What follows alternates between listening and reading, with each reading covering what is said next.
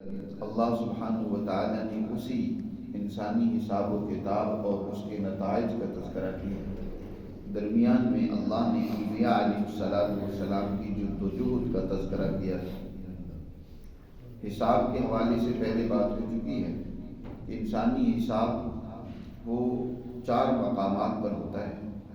سب سے پہلے تو انسانی اعمال کا حساب دنیا ہی میں ہوتا ہے۔ کچھ اعمال ایسی ہیں جن کا حساب اللہ دنیا ہی میں لے لیتے ہیں، مثلا ظلم ہے، ظلم کی بھی اہم ترین شکلیں اور صورتیں، اس کی سزا اللہ دنیا میں بھی دیتے ہیں۔ لیکن کچھ اعمال ایسے ہوتے ہیں کہ جن کی سزا اللہ اگلے مدارج میں دے گا، برزخ میں، قبر میں بھی کچھ سزا ملے گی، اعمال کی جزا و سزا ہوگی، حشر میں بھی ہوگی، اور پھر جہنم جو آخری درجہ ہے انسانی سزا کا، اللہ نے وہ مقرر کر رکھا ہے۔ تو یہاں پر اللہ نے قوموں کو جو سزا دنیا میں دی ہے اس کا بھی تذکرہ ہے، اور آخرت میں جو کل قیامت کے دن جہنم کی صورت میں سزا کا سامنا کرنا پڑے گا اس کا بھی ذکر کیا۔ اور اس سے بچنے کا ایک ہی راستہ ہے، وہ یہ ہے کہ انسان اللہ کی ان اعلیٰ تعلیمات پر ایمان و یقین رکھتا ہوا وہ اچھا کردار اور اچھا عمل کرے، چاہے اس کا کسی قوم سے تعلق ہو، کوئی رنگ رکھتا ہو، کسی مذہب اور فرقے سے وہ وابستہ ہو، بغیر کسی تفریق کے۔ کامیابی کا جو بنیادی اصول ہے، نہ تو کوئی فرقہ ہے، نہ تو کامیابی کا کوئی اصول خطہ ہے، نہ کوئی رنگ و نسل ہے، بلکہ وہ انسان کا عمل صالح ہے، بشرطے کہ وہ اچھا عمل اور کردار اللہ پر ایمان و یقین کے نظریے سے کرے۔ ایک ہے محض اپنی طبی افتاد سے کوئی اچھا عمل کرنا، اس سے ان لوگوں کی حقیقت بھی واضح ہو جاتی ہے کہ جو آج اللہ اور اس کے رسول کی تعلیمات پر یقین نہیں رکھتے لیکن بہت سارے اچھے کام کر رہے ہیں، بہت ساری NGOs ہیں، وہ مقاصد اگر ان کے درست اور صحیح ہیں تو بہت ساری NGOs اچھا کام بھی کر رہے ہیں، اور پھر افراد بھی ایسے بہت سارے لوگ موجود ہیں۔ یورپ میں خاص طور پر ایسے لوگوں کو تو بہت سراہا جاتا ہے جو انسانی ترقی اور ان کی تہذیب کے لیے، ان کی انسانوں کی فلاح و بہبود کے لیے وہ کردار ادا کرتے ہیں، لیکن ان کا یہ عمل اللہ پر یقین اور ایمان کے نتیجے میں نہیں ہے، بلکہ وہ ایک طبی تقاضے کے تحت وہ دل کو تسکین پہنچانا چاہتے ہیں۔ بہت سارے لوگوں کو جب سکون نہیں مل رہا ہوتا نا، دولت ان کے پاس وافر ہوتی ہے، تو وہ محض اپنے اس سکون کے لیے کوئی نہ کوئی راستہ اختیار کرتے ہیں۔ تو وہ جو سنجیدہ لوگ ہوتے ہیں، ذہین لوگ ہوتے ہیں، تو وہ اس طرح کا اچھا راستہ اختیار کر لیتے ہیں۔ تو فی نفسی اچھا عمل ہے، اس کا بدلہ یہاں تو مل جائے گا، لیکن یہ ہے کہ اللہ کے حضور کل قیامت کے دن انسان کامیاب ہو جائے، سرخرو ہو جائے، اس کے لیے بھی ضروری ہے کہ وہ یہ کام کسی محض ذاتی نفسانی تسکین کے طور پر نہ ہو، بلکہ اللہ کے حکم کی تعمیل کے طور پر ہو کہ وہ اللہ کا یہ حکم بجا لا رہا ہے، اللہ کے حکم کو پورا کر رہا ہے۔ اس سے یہ بھی واضح ہو گیا کہ اگر کوئی انسان مسلمان ہی ہے لیکن اس کے پیچھے، اس کے بڑے سے بڑے عمل کے پیچھے کوئی اور محرک ہے، کوئی اور سبب ہے، تو وہ عمل اس کا معتبر نہیں ہے۔ مثلا حضور صلی اللہ علیہ وسلم نے واضح طور پر فرمایا کہ ایک انسان جہاد کرتا ہے، وہ اس لیے کہ ایک طرف اس کی برادری ہے، وہ اپنی برادری کو بچانے کے لیے، اپنی قوم کو بچانے کے لیے وہ دشمن کا مقابلہ کرتا ہے۔ جیسے کہ شروع میں بہت سارے غیر مسلم عرب مسلمانوں کے ساتھ مل کر انہوں نے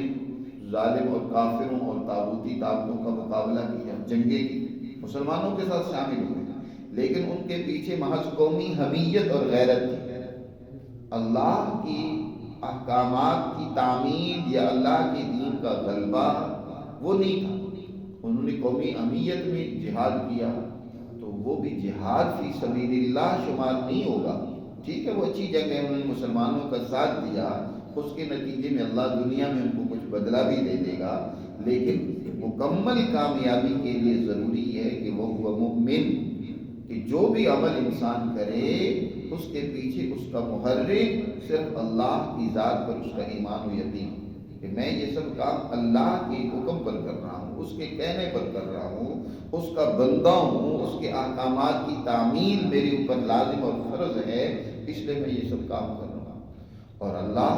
یہ ساری مخلوق اس کی ہے، وہ بہتر سمجھتا ہے کہ پیچھے کس طرح کا جذبہ ہونا ضروری ہے، کس طرح کی سوچ کار فرما ہونا ضروری ہے۔ اس لیے اللہ نے یہاں اس بات کو سب سے پہلے بیان فرمایا، فَمَن يَعْمَلْ مِنَ الصَّالِحَاتِ وَهُوَ مُؤْمِنٌ، جس نے بھی کوئی اچھا عمل اور کردار ادا کیا بشرطے کہ وہ مومن باغی نہ ہو، باغی بغاوت کرنے والا، کسی بھی ملک و قوم کا باغی چاہے وہ کتنا اچھا کام کرے، وہ سٹیٹ اس باغی کو پناہ نہیں دیتی، اس کو نہیں چھوڑتی حد الوسع، اس کو سزا ضرور دیتی ہے۔ تو اسی طرح جو اللہ کے اس دین پر، اس کے نظام فطرت پر یقین رکھتا ہی نہیں، چاہے کوئی اچھے کام کر بھی لے، تو اس کا وہ عمل، اچھا کام اللہ کی نظر میں معتبر نہیں ہوگا جب تک کہ اللہ کی تعلیمات پر، اس کی ذات پر اس کا ایمان نہ ہو، وہ مومن ہو۔ فلا کفران، ایسا انسان جو عمل کرتا ہے تو اس کے اس عمل کی ناقدری نہیں ہوگی، اس کی قدر کی جائے گی اور اس کے عمل کو ضائع نہیں ہونے دیا جائے گا، اس کا ضرور اسے بدلہ ملے گا۔ وَإِنَّا لَهُ كَاتِبُونَ، یقیناً ہم اس کا یہ عمل اس کے لیے ضرور لکھ لیتے ہیں۔ وَحَرَامٌ عَلَىٰ قَرْيَةٍ أَهْلَكْنَاهَا، اور قرآن نے ایک اور بات یہاں واضح کی ہے کہ یہ بھی ناممکن ہے کہ جن بستیوں پر ان کی بدعمالیوں کی وجہ سے ہم انہیں تباہ و برباد کر دیتے ہیں۔ تاریخ اٹھا کر دیکھو، بہت سارے ایسی آبادیاں، شہر، بستیاں کھنڈر بن گئی ہیں، تباہ و برباد کر دی گئی ہیں، تو ناممکن ہے کہ اہلکناہا انہم لا یرجعون، ان کے لیے جنہیں ہم نے تباہ و برباد کر دیا کہ بے شک وہ پھر لوٹ کر نہیں آتے، ان کے لیے جو لوٹ کر آنا ممکن نہیں ہوتا، یعنی جنہیں ہم تباہ و برباد کرتے ہیں انہی تباہ و برباد کرتے ہیں جن کی واپسی کی کوئی صورت ممکن نہیں ہوتی۔ انہوں نے اپنی بربادی اور تباہی اتنی کر لی ہوتی ہے۔ دیکھیں انسانی ضمیر جب ابتدا میں کوئی غلطی کرتا ہے نا تو اسے ملامت کرتا ہے کہ یہ تو غلط کام کر رہا ہے، پھر وہ جب دوبارہ غلطی کرتا ہے تو اس کی ملامت ذرا دھیمی پڑ جاتی ہے، پھر وہ دوبارہ غلطی کرتا ہے تو ملامت ضمیر کرتا ہے لیکن اور کمزور ہو جاتی ہے ملامت، گویا کہ اس غلطی کے اثرات، اس کی نقوش وہ زیادہ گہرے ہوتے چلے جاتے ہیں، یہاں تک کہ نبی کریم صلی اللہ علیہ وسلم نے ارشاد فرمایا کہ انسان مسلسل غلطیاں کرتا چلا جاتا ہے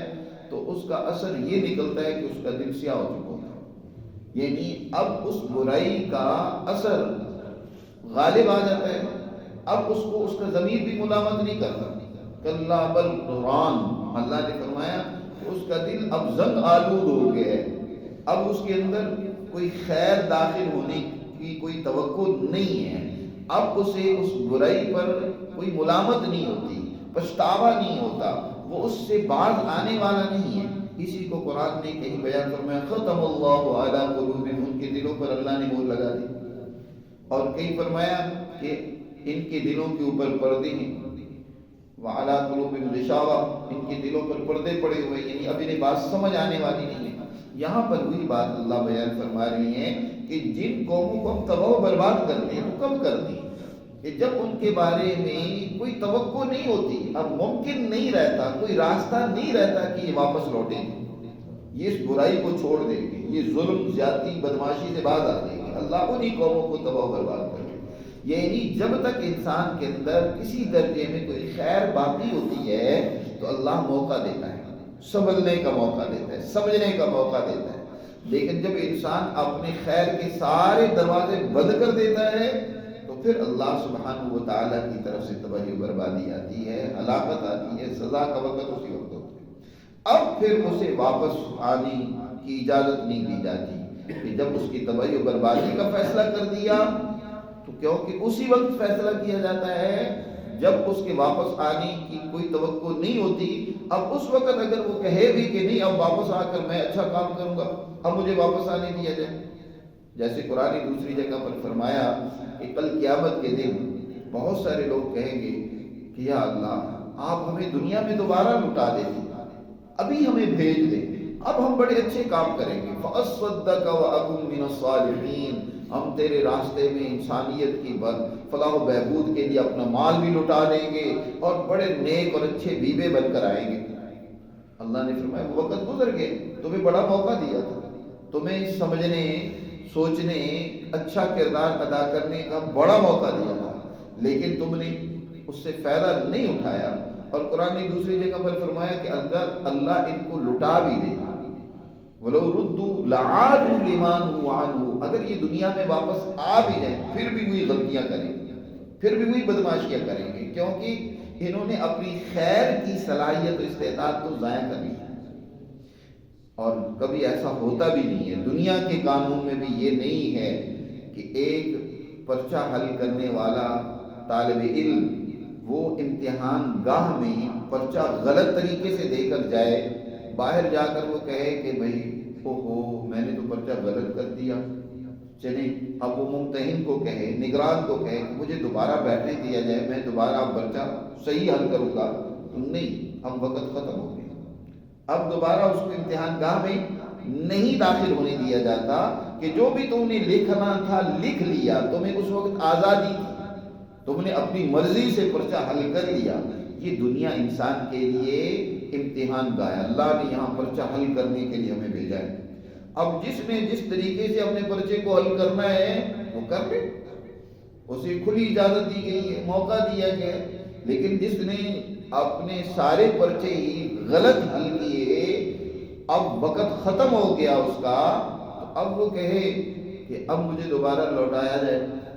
اب میں دوبارہ صحیح پرچہ حل کروں گا، تو ایسا نہیں ہوگا۔ لا یرجعون، قرآن اسی کو یہاں ان الفاظ میں بیان فرمایا، وَحَرَامٌ عَلَىٰ قَرْيَةٍ أَهْلَكْنَاهَا، اور ناممکن ہوتا ہے جن بستیوں کے بارے میں اللہ تعالیٰ نے تباہی و بربادی کا فیصلہ کر دیا، انہیں ہلاک کر دیا، تو ان کے لیے یہ اسی وقت ہوتا ہے کہ ممکن نہیں رہتا کہ انہم لا یرجعون، کہ بے شک وہ دوبارہ واپس اس خیر کی طرف لوٹیں گے۔ ایک مطلب تو یہ، دوسرا مطلب یہ بھی ہے کہ اللہ تعالیٰ جن قوموں کو تباہ و برباد کر دیتا ہے تو وہ دنیا میں دوبارہ نہیں بھیجی جاتی کہ اب جا کر تم اچھا کام کر لو، اچھا کام کرنے کے لیے جو وقت ملنا تھا وہ مل چکا ہے، بس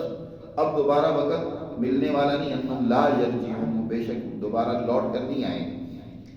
تو اس طریقے سے ان آیات مبارکہ میں اللہ سبحانہ و تعالیٰ نے انسان کو اچھا کردار ادا کرنے کی طرف متوجہ کی ہے، اپنے نظریے اور فکر کو درست کرنے کی طرف دعوت دی ہے۔ اللہ سبحانہ و تعالیٰ ہمیں سمجھ نصیب فرمائے اور اپنے احکامات پر عمل کی توفیق۔